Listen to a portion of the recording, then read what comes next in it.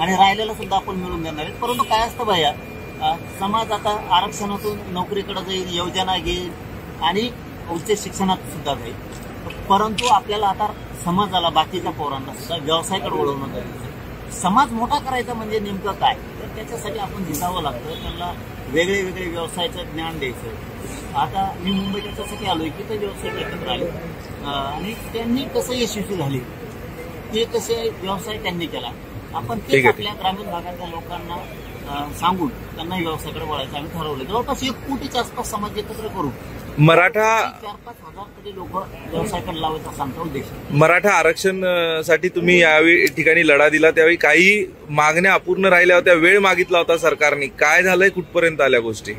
फक्त पश्चिम महाराष्ट्रातला गॅजेटियरचा विषय राहिला, त्यांचं आपल्याला GR घ्यायचं, त्यांनी सांगितलं होतं की आम्ही अहवाल बनवतो पक्का, म्हणजे पुन्हा ताण नको, इकडं उडालं तिकडं उडालं किंवा अनेक अडचणी आल्या तर ती काही ठेवायचं नाहीये।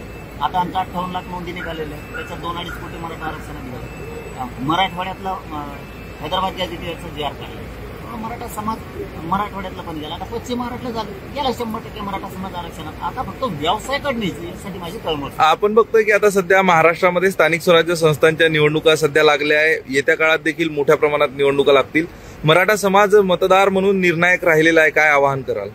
मी या निवडणुकीत तर मी नाही येईन, पुढच्या पण राहणार नाही, कारण स्थानिक निवडणुकीत तिथं 4-5 उमेदवार असले तरी आमच्या चेहऱ्यासमोरचे, त्याच्यामुळे आम्हाला कोणाला काय म्हणता येत नाही, याला करता येतात। पण एक गोष्ट लक्षात ठेवायची, उमेदवाराला जरी काय म्हणता नाही आलं तरी मराठा समाजाने, ज्यांनी आपल्या मराठा आरक्षणाला विरोध केला, ज्यांनी आपल्या समाजाला विरोध केला, त्या पक्षाचा नेता कोण आहे, त्या नेत्याचं मात्र खच्चीकरण झालं पाहिजे। त्याच्यासाठी मराठ्यांची ताकद आणि धाक जर वाढवायचा असेल तर मतदानाच्या दिवशी, असे रोज ते फिरणार त्यांसंग, पण मतदानाच्या दिवशी लक्षात ठेवायचं, या नेत्यानं आपल्या मराठा आरक्षणाला विरोध केला होता, आपल्या जातीला विरोध केला होता, याला मतदान करायचं नाही म्हणजे नाही, परत वोट राहील मराठ्यांचा, नाही तो वोट राहत नसतो आणि हे होणार आहे। पण सगळ्यात महत्वाचं, तुमच्या काही दिवसांपूर्वी तुम्ही तक्रार केली होती करण्याच्या कटासंदर्भात, तपास कुठपर्यंत आलाय? काय होत त्याला नाही मोजित मी, असली किती काय येते, किती आता किती कोल्हे असतील, असे माणूस कसा असावं, अंधश्रद्धेसारखं वागू नये, लिंबू देईन, कुठं मिरच्या देईल, मग ते धूर लावीनं, त्याने असं गोळ्या चारीनं, औषध चारीनं, घातपात करीनं असले नाही। तू काय घातपात करणार मग, तू काय घातपात करणार?